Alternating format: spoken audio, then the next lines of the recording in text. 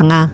Sesajinya itu berupa bunga 7 rupa sama bunga kantil kuning, kalau bunga kantil kuning sama yang putih kan beda. Susah ya? Susah kalau yang kuning kan.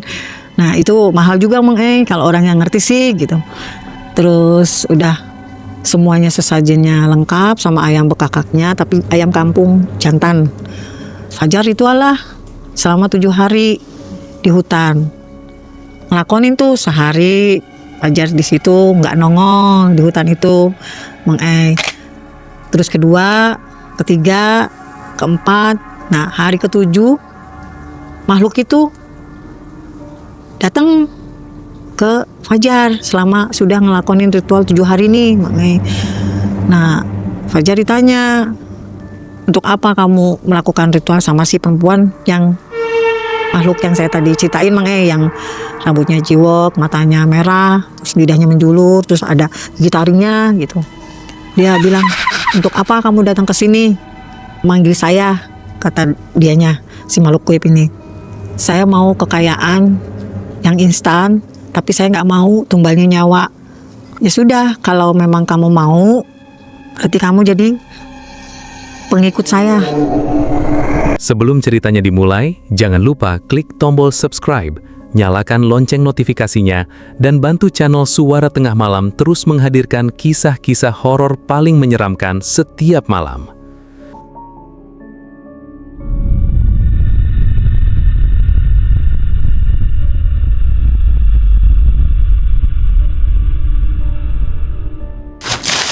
Saya baru beli boneka di Malam Mencekam Store nih.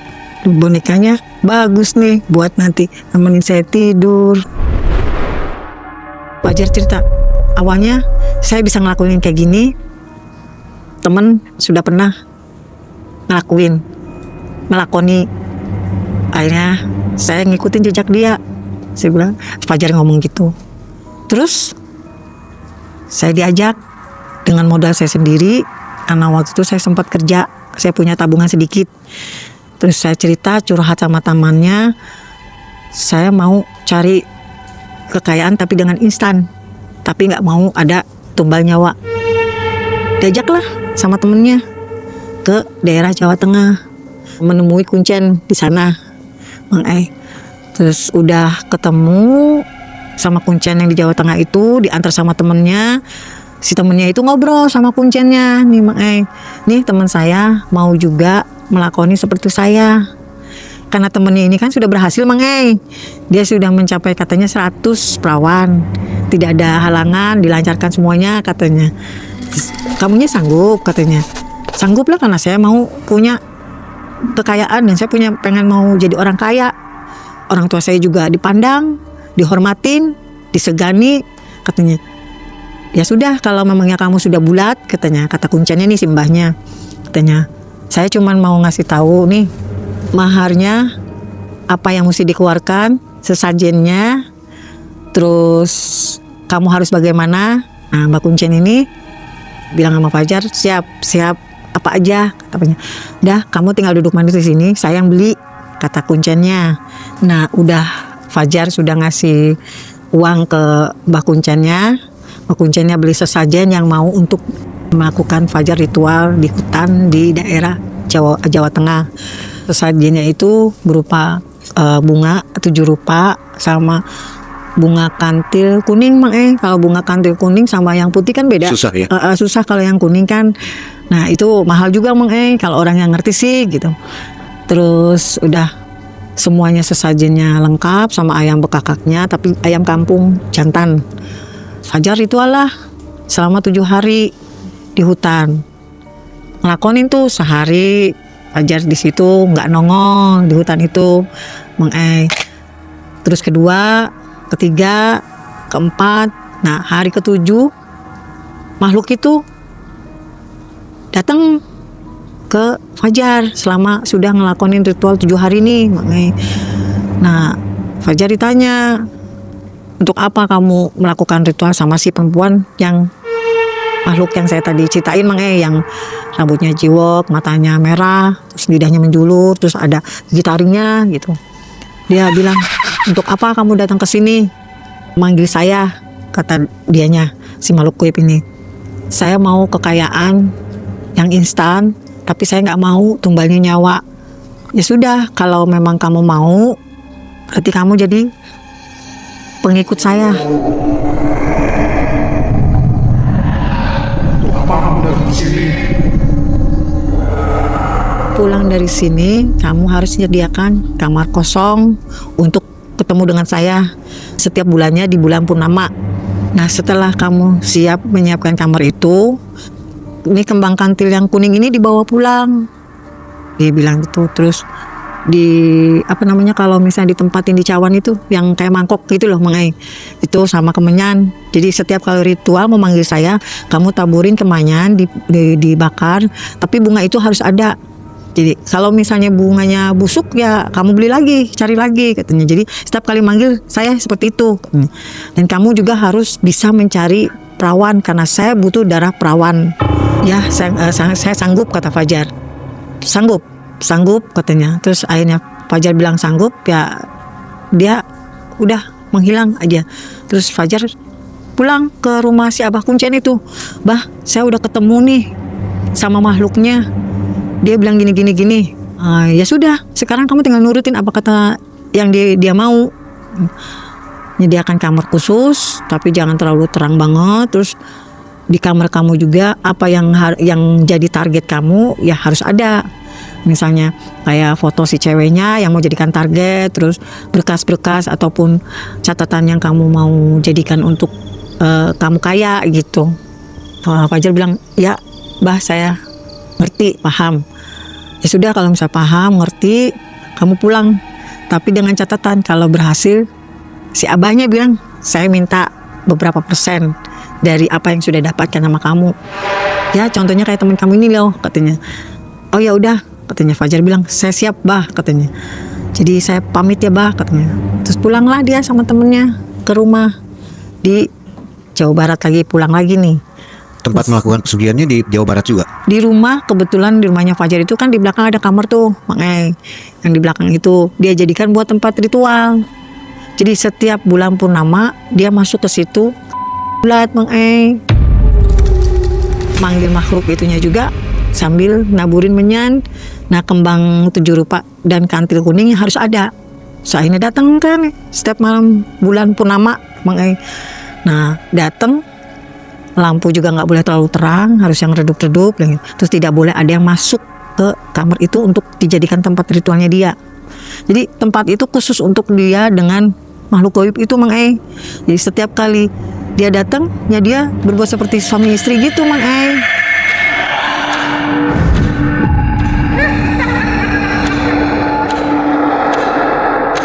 Istrinya tahu nggak? Nggak. Istri sama anaknya, orang tuanya nggak tahu, Mang Ei. Setiap bulan dia melakukan seperti itu, dan setiap bulan juga dia harus mencari perawan.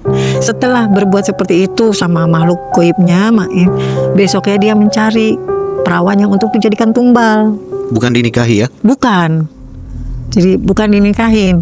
Jadi dipacarin, kalau ini sih dideketin, dipacarin, setelah mendapat perawannya lepas gitu. Kebetulan Fajar juga diberi ilmu hipnotis sama si Kuncennya, agar nanti setelah selesai melakukan itu si ceweknya dibikin lupa, nggak kenal sama Fajar gitu.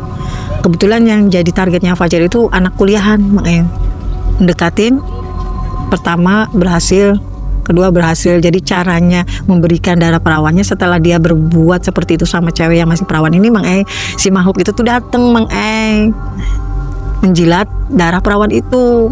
Darah perawannya kan, istilah kalau misalnya ini selaput darahnya kan sobek, keluar darah perawan kan. Nah setelah keluar itu selesai, otomatis kita tuh capek kan, kalau habis ketiduran atau gimana. Nah Fajarnya datang si makhluk itunya, kalau ada darahnya dia jilat.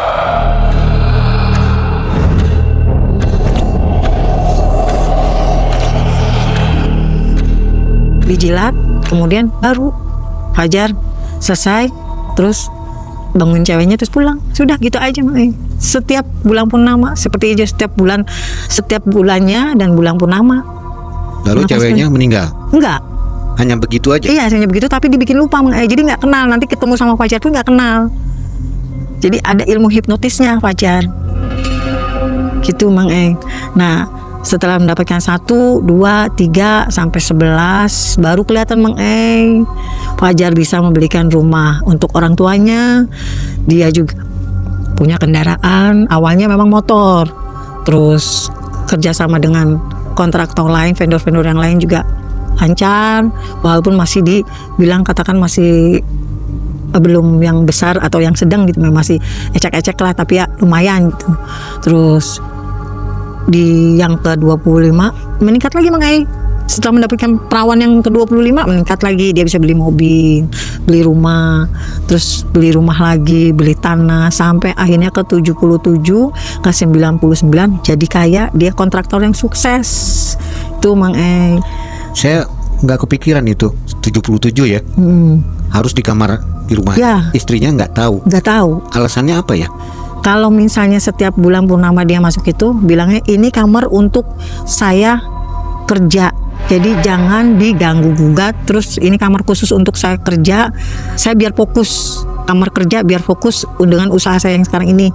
Istrinya nurut Mang sama anak-anaknya. Kebetulan anaknya baru punya 2 kan, jadi belum besar banget, jadi kan belum ngerti gitu. Cuman ada kejadian Mang setelah ini saya tanya sama Fajar, oke kamu berhasil, tapi saya satu pertanyaan yang bikin saya masih penasaran nih. Selain saya melihat makhluk itu, ada makhluk nenek-nenek berambut putih.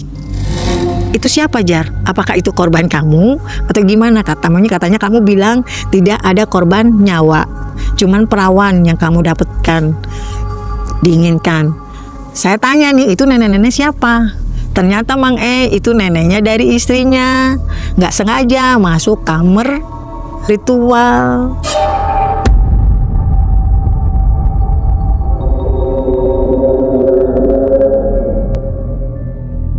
Kagok jadinya. Ngeperpet langsung sih ya, jadi berpikir ya. Iya, karena saya dengan senyum jadi bisa tenang, soalnya di belakang. Kita diituin langsung ke. Iya, sayanya langsung ngedrop, karena kalau sayanya tegang, dianya ngedeket gitu. Ya udah nggak apa-apa. Fajar cerita, saya tanya nenek-nenek yang berambut putih itu siapa gitu. Fajar bilang, jujur itu korban salah paham.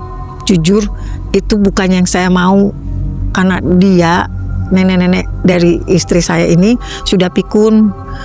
Dia lancang masuk ke kamar itu secara tiba-tiba. Makhluk gaib itu tahu, ibarat katanya bangsa kayak gitu kan sensitif ya Mang Kalau ada yang mengusik walaupun cuma sekedar masuk kan tahu gitu. Terus si nenek itu tuh didorong Mang karena si Fajarnya juga salah, lengah, tidak setelah melakukan ritual dengan bangsa gaib itu, makhluk gaib itu tidak mengunci, langsung pergi ke kamar mandi, bersih-bersih, lupa mengunci. Besoknya si nenek itu nggak sengaja masuk, didorong lah, kejedot tembok, meninggal Mang Tuh ceritanya. Dia bilang, kenapa sampai kejadiannya? Karena saya juga sebenarnya nggak tega atau gimana ya. Cuman karena dianya ini ya yang ngedorong bukan saya, kata Fajar tuh bilang bukan saya, makhluk itu yang ngedorong, karena dia ngerasa privasinya terganggu gitu. Ada yang masuk ya, kayak kita aja kalau misalnya masuk ke kamar orang terus orangnya yang punya kamar tidak tahu kan pasti marah kan Mang Nah seperti itu Mang Neneknya jatuh masuk rumah sakit, dinyatakan meninggal. Tuh pantesan saya bilang sama Fajar, kok nenek itu bilang, teriak ke saya, tolong apa? Dalam hati saya bicara dengan nenek itu, karena nenek itu tuh nongol di jendela kamar yang pertama Mang saya lagi ngobrol di balai-balai sama Fajar nih, nongol, dia bilang tolong katanya. Ya saya tanya, Nek, tolong apa? Sempurnakan saya meninggal karena saya bukan meninggal wajar, karena awalnya kan didorong sama makhluk itu Mang Berarti nenek goib dong ya? Iya, nenek goib yang saya temuin. Kalau yang cerita Fajar nenek dari istrinya gitu Mang Jadi ya kecelakaan gak sengaja lah Vi, katanya. Ya udah, saya paham sekarang, saya ngerti alurnya kamu gimana. Terus setelah sudah mendapatkan 99, saya tanya sama Fajar, Jar, kamu kan lagi ngelakonin seperti ini nih, kok kamu kenapa gak minta sama makhluk itu aja? Kamu kan sekarang lagi butuh uang besar lagi. Kalau saya sih mungkin butuh proses lah 14 hari ke depan, kalau memang iya benar-benar serius mau pengajuan. Oh iya sih katanya. Terus kenapa kamu gak minta? Saya kan harus menumbangkan yang ke 100 Vi, belum dapet. Terus cari tumbalnya juga saya bukan daerah Jawa Barat, di luar dari Jawa Barat. Oh gitu, harus jauh. Iya, sekarang saya lagi incar cewek di Jawa Tengah yang ke 100. Nah, sebelum saya mendapatkan perempuan ini, saya mau kerjasama ini deal dulu, ada tanda tangan kontrak dulu, bilang gitu Mang sama saya tuh ceritanya. Kalau sudah tanda tangan kontrak, terus yang cewek itunya gimana? Tetap dilanjut ya? Dilanjut dong. Kan saya harus menambahkan 100, bukan 99. Karena pada saat itu dia belum punya dana untuk kerjasama dengan vendor itu.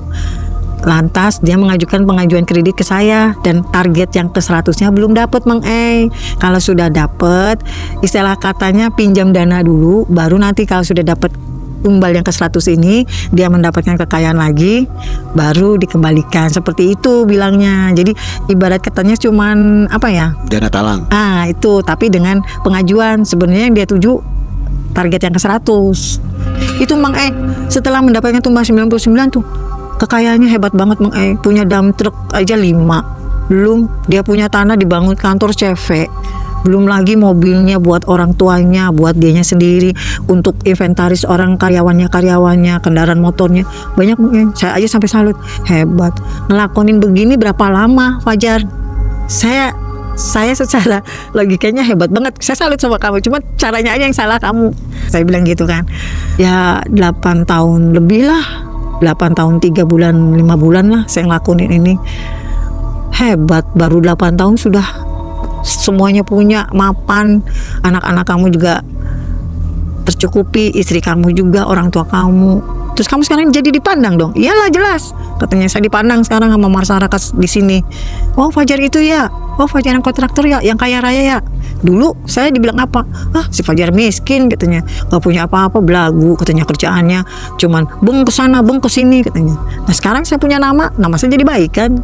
Dengan cara seperti ini kekayaan saya banyak. Dia bilang gitu Mang Ya sudahlah, kalau kamunya memang sudah menikmati dengan apa yang sekarang kamu punya, terus kamu juga lagi mau menuju target yang ke 100 kan. Akhirnya saya tuh bilang sama Fajar, Jar, udah dulu ya ngobrolnya, kebetulan saya harus kunjungan berikutnya, nanti lain kali disambung.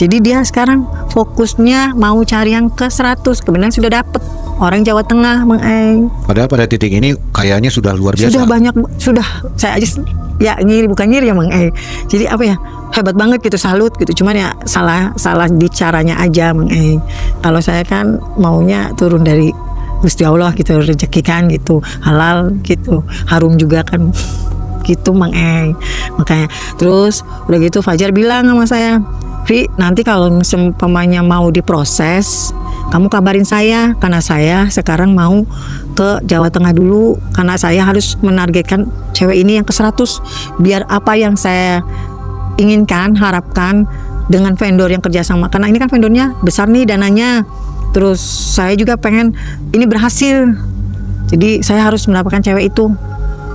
Karena dengan berhasilnya ini ya mungkin saya bisa segala-galanya, apa yang saya inginkan ya bisa saya dapat.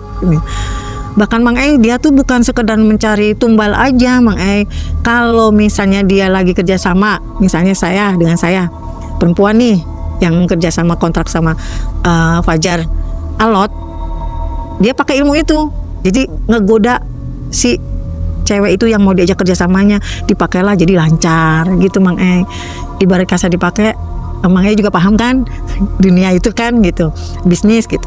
Terus kalau misalnya ada lagi yang nggak lancar terus berat buat ngadepinnya, sama dia juga. Misalnya cewek ya dia deketin pakai tapi nggak buat tumbal, makanya cuma selingan itu Mang Nah yang ke 100 ini dia harus mendapatkan target cewek ini. Akhirnya Vi, nanti kalau misalnya saya nggak ada di Jawa Barat katanya, kamu kabarin aja kalau mau diproses pengajuan saya, karena saya mungkin ada di Jawa Tengah. Saya bilang ya sudah Jar, kalau gitu saya juga permisi ya, karena sudah terlalu lama ngobrol sama kamu, terus pengajuannya juga mungkin saya nunggu kabar dari kamu kalau ada di Jawa Barat. Besoknya atau lusanya saya nggak tahu, dia berangkat tuh ke Jawa Tengah, ngincer target yang ke 100 Mang Eng. Nah target ini perempuan mahasiswa, dia sempet tuh telepon cerita begini sama saya kan, bilang gini, Vi boleh saya sedikit curhat nggak, ngobrol nih, saya lagi pusing banget katanya. Kenapa? Iya ini sedikit alot katanya, cewek yang saya kejar katanya. Alotnya kenapa? Karena lingkungannya nggak seperti yang sudah lingkungan bebas kan gitu. Ini mungkin lingkungannya lingkungan agak fanatik, jadi setiap kali saya ke situ datang pulang malam selalu dapat tegur dari masyarakat situnya Mang Eng. Terus ya udah kamunya hati-hati aja. Sekarang sih target kamunya itu ya mau nggak mau kan kamu harus menyelesaikan. Kan itu perjanjiannya. Kalau misalnya tidak menyelesaikan bagaimana, saya tidak tahu. Kalau sudah selesai, keuntungannya kamu yang dapat. Kan gitu, saya bilang, ya udah doainnya Vi. Ya kalau untuk minta doa saya mah, ya saya sebagai teman ya sudah didoakan. Tapi kan dalam hati ya bukan gimana gitu ya Mang Eng. Jadi kok saya harus mendoakan kan ya salah juga kan gitu. Terus akhirnya di hari keberapa dia nginep Mang Eng di kos-kosan si cewek ini. Kebetulan ini kos-kosan putri. Kalau di sana ya putri kos-kosan cewek semua. Nah itu kebetulan dia nggak pulang, nginep. Kok mulai dut-dutan? Kunaon tarik napas heula. Yang mana pasti ieu. Nah, Iya keringatnya udah basah. mulai dut-dutan itunya mengganggu ya. Mengganggu. Dikit lagi Mbak. Oh, masih mendekat ya, masih mendekat. Nah, cenah ngomong lah. Enggak, cuman ngedeketin aja, nggak ini. Mendekatnya itu acok-acokan. Iya, kadang suka berdiri. Hayang masuk kamera meureun. Iya. Hayang ka film meureun. Waktu pertama kesini sih loncat dari situ ke sini gitu Mang Eng.